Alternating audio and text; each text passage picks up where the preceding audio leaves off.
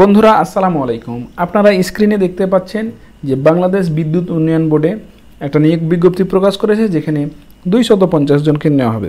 আবেদন শুরু হবে 28 মে 2025 এবং শেষ হবে 29 জুন 2025। যাই হোক, আমরা মূল বিজ্ঞপ্তিতে চলে যাই।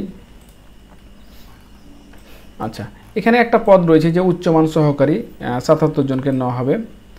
আর যোগ্যতা আছে বাণিজ্যে স্নাতক থাকা লাগবে এবং মাইক্রোসফট অফিস সফটওয়্যারের উপর কম্পিউটার প্রশিক্ষণ ব্যবহারিক জ্ঞান থাকতে হবে। যাই হোক, আমরা নিচের দিক থেকে এই সার্কুলারটা আপনাদের দেখানোর চেষ্টা করছি। তার আগে আপনাদের বলে রাখি, যারা আমাদের চ্যানেলে নতুন এসেছেন, আপনাদের চাকরির বিজ্ঞপ্তিগুলো এখানে পেয়ে যাবেন এবং চাকরির প্রস্তুতি কিভাবে নেবেন আপনারা ইউটিউবে গিয়ে মিজান জব স্টাডি লিখে যদি সার্চ দেন তাহলেই আমার এই চ্যানেল পেয়ে যাবেন। এখানে দেখতে পাবেন চাকরির বিজ্ঞপ্তি সম্পর্কিত অনেক ভিডিও পাবেন এবং অনেক তথ্য পাবেন এখানে। আর এগুলো আপনার বন্ধুদের মধ্যে শেয়ার করে দিন। যাই হোক, আমরা চলে যাচ্ছি আমাদের আজকের মূল সার্কুলারে। তো আমরা একটু নিচের দিক থেকে দেখাই। এখানে বলা আছে যে 9 নম্বরে যে মিড ওয়াইফ 9 জনকে নেওয়া হবে। আর এসএসসি পাস করলে আপনি আবেদন করতে পারবেন। এখানে বলা আছে সংশ্লিষ্ট কাজে 5 বছরের অভিজ্ঞতা। আর 8 নম্বরে বলা আছে যে ড্রেসার নেওয়া হবে 6 জনকে। এখানেও একই যোগ্যতা, মাধ্যমিক বা সমমানের পরীক্ষায় পাস। উক্ত পরীক্ষায় দ্বিতীয় শ্রেণী বা সমমানের জিপিএ থাকা লাগবে এবং 5 বছরের অভিজ্ঞতার কথা বলা আছে। আর জুনিয়র স্টাফ নার্স যেখানে 10 জনকে নেওয়া হবে, 16তম গ্রেডের একটা চাকরি। আর কোনো স্বীকৃত প্রতিষ্ঠান হতে ডিপ্লোমা ইন নার্সিং এবং কমপক্ষে দ্বিতীয় বিভাগ থাকতে হবে। এর নিচে নয়। দ্বিতীয় বিভাগ কত থেকে কত পয়েন্ট আমরা এই ভিডিওর শেষের দিকে আমি দেখিয়ে দেবো। এবার আমরা চলে যাব 6 নম্বর পদে। 6 নম্বর একটু আগেই আপনাদের প্রথমে আমি দেখাচ্ছিলাম ইন্ট্রোর পরে যে উচ্চমান হিসাব সহকারী, এখানে 13তম গ্রেডের একটা চাকরি, 77 জনকে নেওয়া হবে। আর এখানে বলা আছে যে বাণিজ্যে স্নাতক থাকা লাগবে আর মাইক্রোসফট অফিস সফটওয়্যারের উপর কম্পিউটার প্রশিক্ষণ ব্যবহারিক জ্ঞান থাকতে হবে। এখানে বলা আছে যে 15-10-23 তারিখে যারা আবেদন করেছেন তাদের করে আর নতুনভাবে আবেদন করার আর প্রয়োজন নেই। মানে এই যে একটা স্মারক নাম্বার আছে 27.11 এই নাম্বারে, এত নাম্বার স্মারকে যারা আবেদন করেছে তাদের আর প্রয়োজন নেই। যাই হোক, আমরা চলে যাই 5 নম্বরে সহকারী হিসাব রক্ষক। এটা 13তম গ্রেডের একটা চাকরি। এখানে নেওয়া হবে 30 জনকে। আগে যে যোগ্যতা ছিল 6 নম্বরে উচ্চমান হিসাব সহকারী যে যোগ্যতা, এই সহকারী হিসাব রক্ষকের একই যোগ্যতা থাকা লাগবে। এবার আমরা যাব 4 নম্বরে যে সিনিয়র স্টাফ নার্স। এখানে নেওয়া হবে 4 জনকে, 12তম গ্রেডের একটা চাকরি।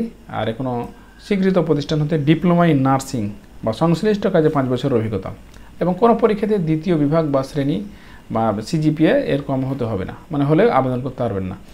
এখানে বলা আছে যে 6/11/2018 তারিখে এত নম্বর স্মারকে যারা আবেদন করেছেন তারা আর আবেদন করা তাদের প্রয়োজন নেই। মানে 18 সালে একটা বিজ্ঞপ্তি দেওয়া হয়েছিল। এবার আমরা চলে যাব 3 নম্বরে ফার্মাসিস্ট বা মেডিকেল অ্যাসিস্ট্যান্ট। এখানে 11তম গ্রেডের একটা চাকরি। এখানে এটা 25 জনকে নেওয়া হবে।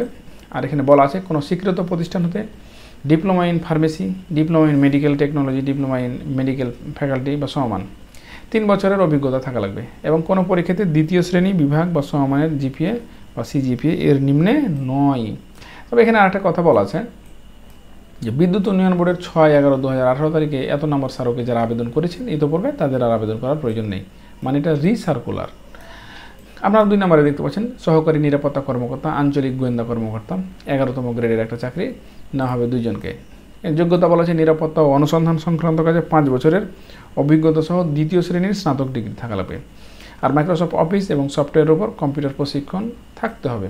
আর যারা 23 সালে একটা আবেদন করেছিলেন যে 27.11.0000.210 এই যে এই স্মারক নম্বরে যারা আবেদন করেছেন তাদের আর আবেদন করার প্রয়োজন নেই। এবার আমরা চলে যাব 1 নম্বরে উপসহকারী প্রকৌশলী। এখানে নেওয়া হবে 81 জনকে। বড় একটা সার্কুলার বলা যেতে পারে। এখানে 10ম গ্রেডের এটা একটা চাকরি। এখানে বলা আছে ইলেকট্রিক্যাল, মেকানিক্যাল, ইলেকট্রনিক্সের পাওয়ার, সিভিল ইঞ্জিনিয়ারিং ডিপ্লোমা যদি থাকে তাহলে আবেদন করতে পারবে। এসএসসি বা সমমান অথবা ডিপ্লোমা পরীক্ষায় যে কোনো একটিতে সিজিপিএ 3 থাকতে হবে। কোনো পরীক্ষাতে দ্বিতীয় বিভাগ বা শ্রেণী বা সমমানের জিপিএ এর নিচে যেন না হয়। আর যারা 14/8/2024 তারিখে আবেদন করেছেন ইতিপূর্বে তাদের আর আবেদন করার প্রয়োজন নেই। এই তো ছিল। আমরা দেখে আসবো কত পয়েন্টে সেকেন্ড ক্লাস, দ্বিতীয় ক্লাস এবং আবেদনের ফি কত টাকা। আবেদনের আরও বিস্তারিত নিচের পেজগুলোতে আমরা দেখে নেব। তবে এখানে বলা আছে যে তাদের যে একটা ওয়েবসাইট bpdb.teletalk.com.bd এই ওয়েবসাইটে গিয়ে আপনি আবেদন করতে পারবেন। আমরা চলে যাচ্ছি পরবর্তী পেজে। এখানে বলা আছে যে বিশেষ দ্রষ্টব্য শিক্ষা মন্ত্রণালয়ের 2/3/2010 তারিখের প্রজ্ঞাপন যে দিয়েছিল সেটা মোতাবেক এসএসসি বা সমমানের এইচএসসি পরীক্ষার ফলাফলের ক্ষেত্রে যদি 5 পয়েন্ট থাকে তাহলে 3 বা তার যদি বেশি পায় তাহলে সেটা হবে প্রথম বিভাগ, 2 থেকে 3 এর কম মানে 2 এর বেশি এবং 3 এর কম 2.99 এবং 2.01 থেকে এটা দ্বিতীয় বিভাগ। এটা 5 পয়েন্টের ক্ষেত্রে বলা আছে। আচ্ছা 2 নম্বরে মানে ক্ষয়ে যেটা আমরা দেখতে পাচ্ছি শিক্ষা মন্ত্রণালয়ের 2/6/2009 তারিখে প্রজ্ঞাপন মোতাবেক অনুমোদিত বিশ্ববিদ্যালয় কর্তৃক সিজিপি এর ক্ষেত্রে কি বলা আছে সেটা একটু দেখে নিই। এখানে বলা আছে যদি 4 পয়েন্ট থাকে বা যদি 4 পয়েন্টে যদি 3 পায় তাহলে সেটা প্রথম শ্রেণী, আর যদি 5 পয়েন্টে যদি 3.75 পায় বা তার বেশি পায় তাহলে এটা প্রথম শ্রেণী। এটা 5 পয়েন্টের কথা বলেছে। আর 4 পয়েন্টে আমরা সাধারণত 4 পয়েন্টই দেখে থাকি যেগুলো অনার্স, যে 2.25 এর বেশি কিন্তু 3 এর কম, 2.25 এর উপরে এবং 3 এর কম যদি হয় আর তাহলে সেটা দ্বিতীয় বিভাগ। আর যদি 5 পয়েন্ট থাকে সেখানে 5 পয়েন্টের মধ্যে 2.213 বা তার বেশি এবং 3.75 এর কম তাহলে সেটাকে দ্বিতীয় শ্রেণী বা দ্বিতীয় বিভাগ বলা যায়। তো এখানে বলা আছে যে বর্ণিত পদসমূহের জন্য বয়সীমা 19/6/2025 তারিখে 18 থেকে 32 বছরের মধ্যে হতে হবে। 19/6/2025 এই তারিখে 18 থেকে 32। আচ্ছা এবার আমরা নেক্সট পেজে চলে যাব।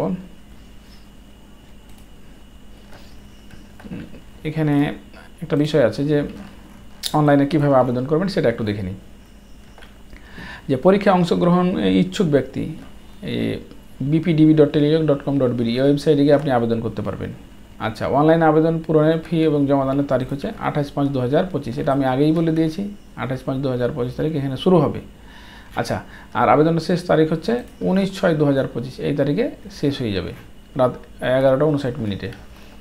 আচ্ছা এবার আবেদন করার পর আপনারা যে একটা ইউজার আইডি পাবেন সেটা ইউজার আইডির মাধ্যমে আপনি পেমেন্ট সম্পন্ন করবেন। পেমেন্ট করবেন কীভাবে সেটা আপনাদের একটু বলে দিই।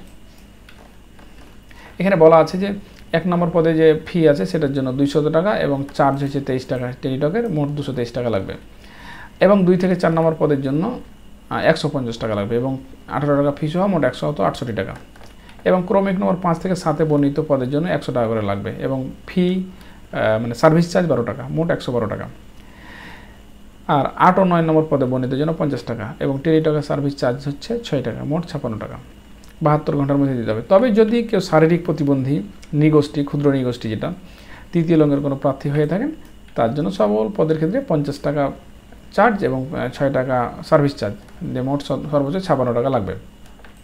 এই তো হলো আবেদনের সার্ভিস চার্জ। আবেদনের কীভাবে SMS প্রেরণ করবেন সেটা একটু দেখে নিই। প্রথমে আপনাকে SMS অপশানে গিয়ে বিপিডিবি লিখতে হবে, তারপর স্পেস দিয়ে ইউজার আইডি লিখে দেবেন। মানে আবেদন করার পর যে আপনি ইউজার আইডিটা পাবেন আবেদনের বামে দেখতে পাবেন ইউজার আইডি লেখা আছে, সেই ইউজার আইডিটা লিখে পাঠিয়ে দেবেন 16222 এই নাম্বারে। তারা তখন আপনাকে বলবে যে কত টাকা চার্জ হবে, যে 223 নাকি 168 নাকি 112 নাকি 56 তারা বলবে, আপনাকে দেখাবে। তা যদি আপনার ঠিক থাকে যে হ্যাঁ এত টাকা চার্জ তাহলে আপনি দ্বিতীয় SMS পাঠাতে পারবেন। দ্বিতীয় SMS কীভাবে পাঠাবেন? প্রথম SMS পাঠানোর পর তারা একটা পিনকোড দিবে, পিনকোড দেওয়ার পর আপনাকে দ্বিতীয় SMS যেতে হবে এইভাবে। এখানে আপনাদের দেখাই দিই আমি, এই যে দ্বিতীয় SMS।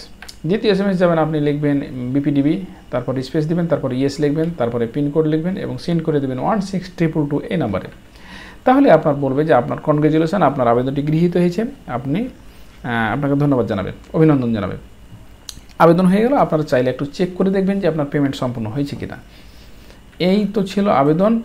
আর এগুলো ইউজার আইডি এবং পাসওয়ার্ড আপনি লিখে রাখবেন, ভবিষ্যতে যখন তারা অ্যাডমিট কার্ড দেবে তো যাতে করে আপনি খুব সহজেই অ্যাডমিট কার্ডটা উত্তোলন করতে পারেন। অনেক সময় আপনার মোবাইলে SMS যদি না আসে সেক্ষেত্রে তো সমস্যা বেঁধে যাবে।